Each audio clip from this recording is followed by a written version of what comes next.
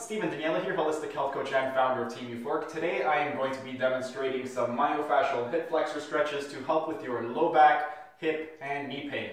Before we get started, just a quick reminder that if you would like to obtain a copy of this board, I will be uploading it onto our Facebook and Instagram account, so be on the lookout for that. I will also be including a link in the description box to our Instagram account as well as our Facebook page. Before I get started with the actual demonstration, I'm just going to explain how exactly having tight hip flexors can cause low back, hip, and knee pain. Your hip flexors, you have a number of hip flexor muscles. Your iliopsoas is going to be one of them, so your iliacus and your psoas major. You also have your rectus femoris, which is one of your quadricep muscles, also your TFL, and a number of other muscles. If those muscles are tight, what's going to happen is they are going to pull your pelvis downward, giving you an anterior pelvic tilt. If you have an anterior pelvic tilt, that's going to put a lot of strain, torque, and just a lot of compression on your lumbar vertebrae. And also what's going to happen is it's going to place a lot of pressure on your sacrum. Aside from placing a lot of pressure on your low back and your sacrum, your hamstrings attach to your ischial tuberosity.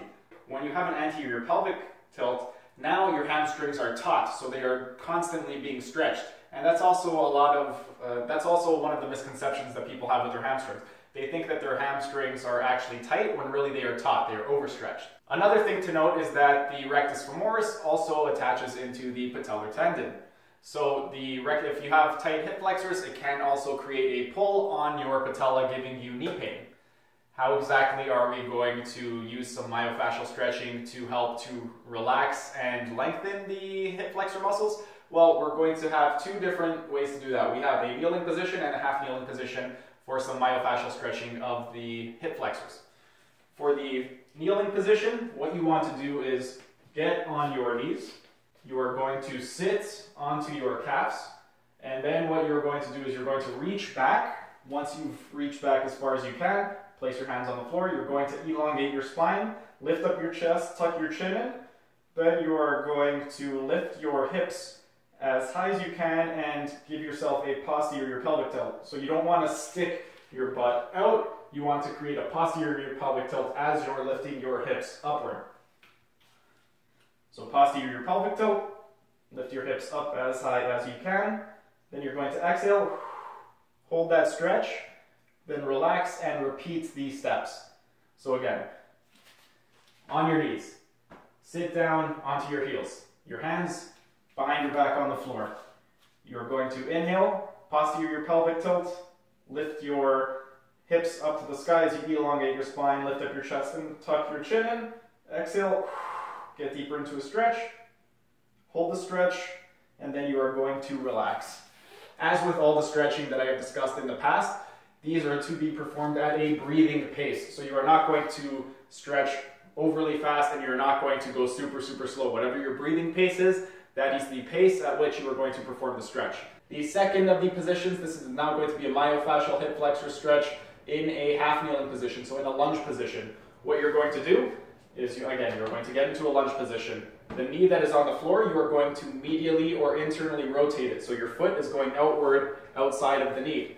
You are then going to elongate your spine, tuck your chin, lift up your chest, arms in front of you, fingers pointing down. You're going to create a posterior pelvic tilt. So again, you're tucking your pelvis underneath you. And then you are going to laterally flex to the side opposite of the knee that is on the floor. So if your right knee is on the floor, you are going to laterally flex to the left. You are then going to rotate right to left, see where exactly you are the tightest, and then you are going to hold that position and exhale.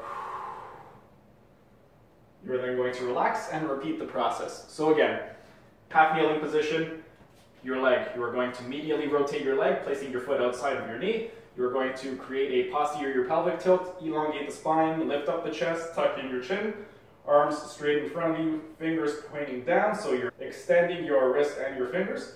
You are going to laterally flex to the opposite side of the knee that is on the ground. Rotate right to left to see where exactly you are tightest. Exhale. Get deeper into the stretch. Hold that position.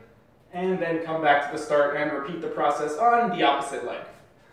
This covers today's demonstration for myofascial hip flexor stretches for low back, hip, and knee pain. If you like what you saw today, please like, share, and subscribe to our channel for some more great content, and I will see you again next time.